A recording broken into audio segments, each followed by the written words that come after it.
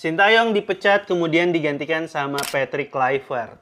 Seburuk apa tingkah dia di luar lapangan sama track record pelatihannya, lu bisa cari sendiri. Gak ada bagus-bagusnya. Tapi yang menarik adalah omongan Pak Erick Thohir kenapa merekrut dia. Itu tanggal 25, yaitu hari Natal sebenarnya. Cuman itu bagian kita juga mengetes keseriusan dan komitmen. Mohon maaf Pak, kalau ada orang yang mau diinterview pas lagi Natal, itu tuh bukan soal komitmen. Itu namanya lagi BU. Ciri-ciri orang yang terjerat pinjol dan juga judol. Dan pemecatan pelatih di saat Indonesia masih punya peluang dalam kualifikasi Piala Dunia, ini jelas bikin masyarakat marah. Dan gak cuma itu, ini juga bikin Pak Prabowo marah. Karena capek-capek Pak Prabowo promoin program makan siang gratis, sampai harus joget-joget. Tapi waktu kick off, beritanya ketutup sama Sintayong.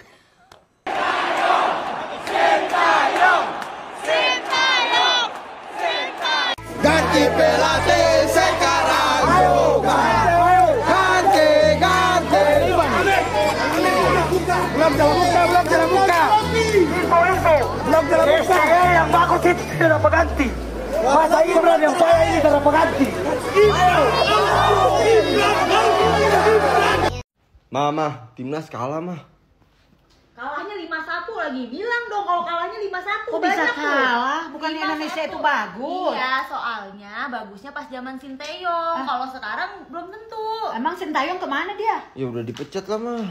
Oh, dipecat? Mana tadi Sintayong nobar, bayangin pasti dia ketawa. Iya, orang bagus begitu dipecat. Minimal ketawa, dikit deh. Diketawain lah sama Sintayong. Fix mah. Ya Allah, pada cinta banget sama Sintayong dah. Ya Allah. Enak eraku kan? Kenapa selama dipegang Sintayong, kita tuh main ngandelin serangan balik? Kenapa kalau dipegang Sintayong, kita tuh cenderung bermain dengan taktik seolah parkir bus? Hari ini mungkin orang tahu jawabannya. Oh, okay. Mungkin hari ini orang tahu, oh ternyata. Iya. Mungkin ya, kalau orang yang paham bola, akhirnya hari ini, pantas selama ini Sintayong mainnya agak sedikit parkir bus. Pantas selama ini Sintayong mainnya agak counter attack serangan balik. Itu sebabnya. Kalau kita main garis pertahanan tinggi kayak hari ini. Tapi bukan berarti kita membenarkan STY, bukan ya. Gue punya lagu buat Patrick Kluivert. Pelatih Indonesia? Ya. Apaan, gimana coba? Di Indonesia ada Patrick Kluivert, dia mantan striker tapi pelatih mediocre. Sekuatnya mewah tapi nggak punya marwah. Taktik total football mainnya kayak bool. Ayo sama-sama sebutkan kata-kata untuk pelatih Indonesia Raya. Ayo sama-sama sebutkan kata-kata untuk pelatih Indonesia Raya. Tuh, Mantap. Si PK nih buat PK. Ya, PK pelatih kon. Jujur gue bingung kenapa di era STY dengan kedalaman skuad yang mungkin tidak semewah sekarang, timnas kita pada saat melawan Australia itu mainnya jauh lebih bagus dan lebih enak banget ditonton dibandingkan pada saat Patrick Kluivert saat ini memimpin. Oke, pelatih kita ini memang masih baru pertama kali melatih timnas kita. Mungkin chemistry-nya belum dapat, tapi dengan kedalaman skuad yang ada, seharusnya mungkin tidak sampai babak belur 5-1 di kandang Australia. Dengan hasil ini timnas kita memang masih punya kans untuk bisa lolos ke putaran Piala Dunia selanjutnya. Walaupun langkahnya memang nggak gampang, cukup berat memang, tapi nggak ada yang nggak mungkin. Kita doain timnas kita mampu bangkit. Jujur gue seneng banget sama striker baru kita, Ole Romeni, yang mainnya bagus banget. Ini bener-bener striker yang kita butuhin. Kualitasnya bener-bener sangat pas untuk timnas kita di masa yang akan datang. Gimana nih menurut kalian, tanggapan kalian tentang kekalahan timnas kita pada hari ini? Coba kalian tulis di kolom komentar. Dadah! Erick Thohir, ketika STY melakukan kesalahan, kita harus terus mendukung timnas Indonesia, dikala menang maupun kalah. Sepulang mereka dari Cina, saya akan mengadakan evaluasi. Erick Thohir, ketika Patrick Kluivert melakukan kesalahan, saya tetap dukung tim nasional sepak bola Indonesia di saat kalah ataupun menang. Karena saya mencintai bangsa ini seutuhnya, saya akan tetap bekerja keras membangun tim nasional ini untuk menembus Piala Dunia. Kepada pemain, tetap tegakkan kepala kalian. Peluang itu ada.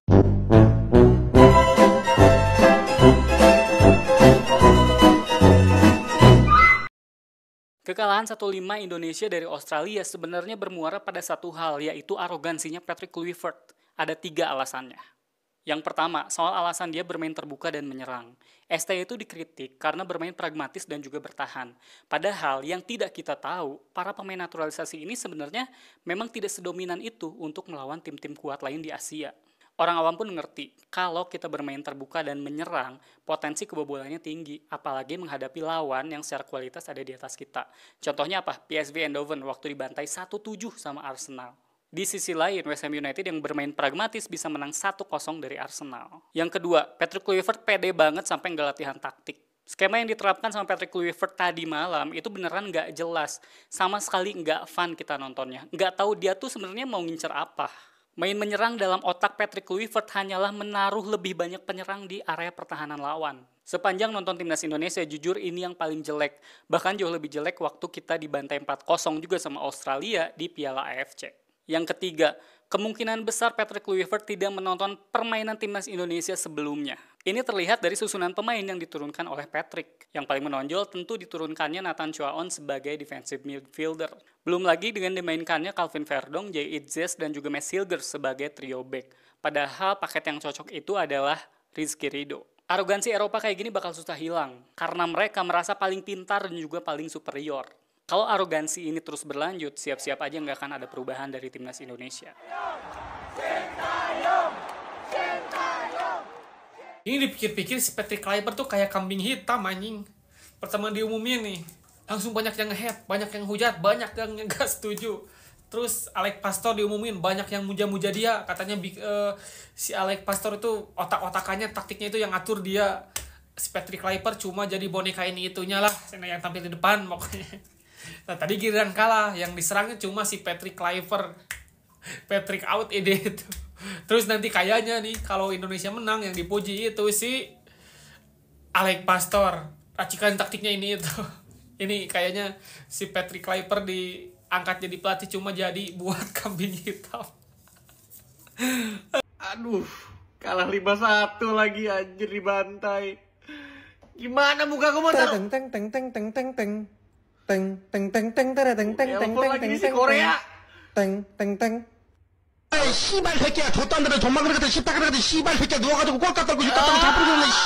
Kok bisa Indonesia kalah 5-1 guys?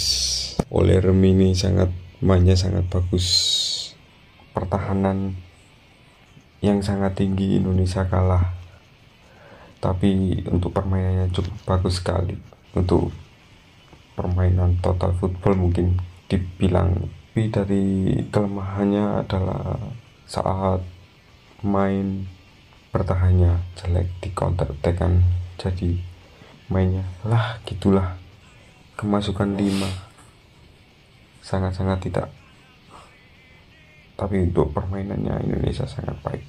Nanti Kluivert belajar dari kesalahan itu. Sisi penyerangan mungkin perlu gelandang serang yang murni seperti RWF atau mungkin LMF. Tidak harus permainan yang kolektif umpan-umpan lambung. Mungkin permainan menyeser dari sisi kanan terus menusuk itu perlu dimainkan dari pertandingan selanjutnya. Oke, bravo Indonesia. Permainan di atas lapangan, mohon maaf dengan kata saya amburadul. Ini adalah kekalahan yang sangat mengejutkan bagi timnas Indonesia, karena seperti yang sama-sama kita ketahui bahwa timnas Indonesia sekarang ini diisi oleh pemain-pemain yang istimewa, karena pemain-pemain tersebut mayoritas bermain di Eropa dengan permainan standar tinggi, atau yang selalu saya katakan permainan standar Eropa. Artinya dengan begitu banyak pemain mewah yang punya skill tinggi, tidak pantas tim nasional Indonesia kalah telak dengan skor 5-1 malam hari ini. Jujur saya tidak emosi sama sekali, cuma saya sangat amat sedih melihat skor lain tadi. Ya kan, skor akhir 5-1. Terakhir kali Indonesia kalah di kualifikasi Piala Dunia dengan skor telak ini adalah pada saat melawan Irak. Di kandang Irak dengan skor 5-1. Tapi saat itu materi pemain dari timnas Indonesia beda total. Sekarang kita punya materi pemain yang sangat bagus. Tidak perlu diragukan. Dan poin lainnya, Australia tidak full team, bos. Australia tidak full team. Inilah saat yang paling tepat bagi timnas Indonesia untuk menang di kandang Australia. This was the perfect moment. Pada saat Australia tidak full team, pada saat Australia dilatih oleh Tony Popovich yang memang permainannya itu pragmatis, dan Indonesia selain juga dipenuhi oleh pemain-pemain dengan materi pemain Eropa, juga sekarang kita tahu dilatih oleh pelatih Eropa. Ada Patrick Kluivert, ada Alex Pastoor, ada Denny Lanzat, ada 3 pelatih di tim nasional Indonesia. Tapi ternyata permainan di atas lapangan, mohon maaf, dengan kata saya amburadul. Kenapa saya katakan amburadul? Karena coba teman-teman hitung, berapa kali umpan yang masuk ke dalam kotak penalti pertahanan Australia dari crossing yang sering dilakukan oleh para pemain Indonesia itu tepat. Hitung nggak? Nah, saya kasih tahu satu yang Eliano mendapatkan peluang. Di babak kedua, dari open play ya. Kalau dari set piece kan ada itu. Dari Kelvin Verdong kepada J. Itzes. Gol dari Romani, bagus dia mencetak gol di debutnya. Ya kan, bagus. Bagus sekali golnya juga. Dia pintar mencari posisi, dia bisa melakukan finishing. Tapi itu bukan crossing, itu umpan terobosan. Karena memang seperti itulah seharusnya Indonesia bermain. Kenapa lebih banyak long ball, dapat bola langsung diberikan ke depan, dapat bola langsung dikasih ke sayap, langsung main crossing? Apa ini artinya? Kalau yang saya inginkan selalu adalah permainan yang taktis, taktis, dan taktis, dan taktis, dan taktis. Artinya apa? Ya lihat kelemahan dari tim lawan, main dengan taktik tersebut. Tapi pada saat tim nasional Indonesia datang ke kandang Australia, kemudian berani bermain menyerang, itu adalah strategi yang sangat beresiko. Karena kenapa? Karena itulah yang diinginkan oleh Australia. Itulah yang diinginkan oleh Tony Popovich. Main aja counter attack. Serap saja dulu tekanan dari para pemain Indonesia. Dan memang ball possession kita bagus. Tapi apa hasilnya? Kekalahan yang telak. Hal positif yang bisa gue tarik dari hasil Indonesia kalah 5-1 ini oleh Romeni. Dari babak pertama sampai babak terakhir dia main full time. Fighting spiritnya yang sangat luar biasa. Padahal dia baru debut gitu hari ini. Striker insting yang sangat luar biasa, dimana dia kontrol bola, dia bisa langsung shooting, langsung on target, membahayakan gawang lawan. Dan terbukti akhirnya dia berhasil mencetak debut gol. Satu-satu gol yang tercipta untuk timnas Indonesia adalah golnya oleh Romeni. Langsung berani untuk menggunakan nomor 10 ya guys ya. Nomor yang bisa dibilang tidak cukup mudah untuk dijinakkan. Man of the match versi gua hari ini adalah oleh Romeni. Garuda forever oleh Romeni. Man of the match kedua gua akan berikan kepada supporter timnas Indonesia. Kita bermain di kandang lawan, tapi malah lebih banyak pendukung timnas Indonesia dibanding pendukung Australianya sendiri. Mau dimanapun timnas Indonesia bermain, sampai pelosok-pelosok dunia, pertandingan timnas Indonesia akan selalu jadi pertandingan home. W untuk pendukung timnas Indonesia yang sudah away ke sana guys. Erik 41 nih. Aman ya? Sehat. Iya, namanya juga pelatih baru, masih nyesuaiin ya.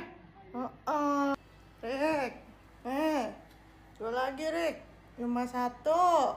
Aduh, gimana ya kita ya, gak bisa dibantu doa aja Rick. Makanya lain kali tuh jangan mau yang instan doang, kita usaha bareng-bareng ya Dok ya. Tuh Rido lagi sibuk banget itu, kasihan tuh. Sahur dapat kabar begini. Tim nasional Saudi berhasil ngalahin Fuyung Hai boy dengan skor 1-0. Apakah dengan hasil tadi bisa membuat timnas kita itu bisa tetap untuk lanjut minimal ke round 4 supaya bisa lolos ke Piala Dunia? Mari kita bahas boy. Dengan hasil ini, timnas Indonesia itu berada di peringkat keempat di grup yang paling sengit di kualifikasi ini dengan 6 perolehan poin. Kalau kita mau hitung-hitungan nih boy, apakah kita masih bisa lolos di peringkat kedua? Jawabannya masih bisa. Dengan catatan kita bisa sapu bersih 2 kemenangan kandang lawan Bahrain dan juga Fuyung Hai. Dan dengan catatan Australia harus kalah di 2 laga. Sementara di grup lain ya, di grup B nih, peringkat 3-nya ada Irak sama Oman sementara nih. Dan di grup A ada Uni Emirat Arab dan juga Qatar. Sebenarnya menurut gue jangan dulu kita fokus ke grup A dan B, Kita harus fokus dulu untuk bisa amanin posisi kita di grup kita sendiri dulu. Baru nanti kalau emang round 4 baru kita lihat nanti lawan di grup lain. Pertanyaannya apakah El Bintang Laut ya, Patrick Kluivert itu bisa bawa timnas kita menang lawan Bahrain? Menurut gua harusnya bisa. Kita main di kandang sendiri loh boy. Masa sih kagak bisa? Karena ini kan katanya kan jajaran kepelatihan terbaik yang timnas Indonesia pernah punya kan.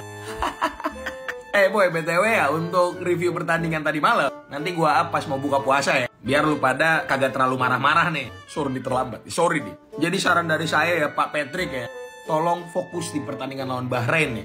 Gua jamin kepada antum, kalau bisa bawa kemenangan di match ini, minimal ya mungkin 10-20%. Kepercayaan pencinta timnas kepada Anda itu akan tumbuh. Kalau untuk mau gantiin Sintayong sih masih panjang, perjalanan masih panjang ya. Kalau bisa bawa ke Piala Dunia nih, gue jamin semua orang bakal lupa sama Sintayong, gue jamin nih. Jadi itu aja kuncinya kalau mau ngambil hati pencinta timnas, oke? Semoga kembali buat terkait dengan peluang timnas Indonesia yang masih sangat besar ini karena kekalahan dari Fuyung Hai. Tulis di bawah, boy. Selamat sahur, brother. Jangan lupa di follow untuk selanjutnya. Bye.